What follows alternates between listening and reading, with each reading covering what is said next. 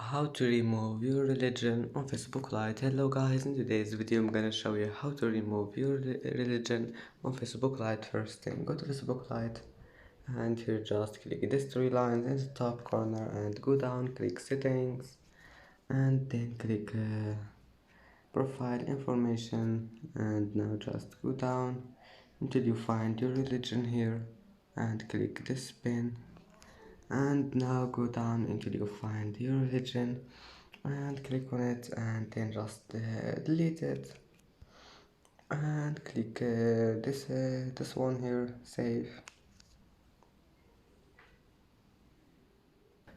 And that's it for today's video. If you like this video, please don't forget like and don't forget subscribe, and thank you for watching this video until the end, and see you in the next video.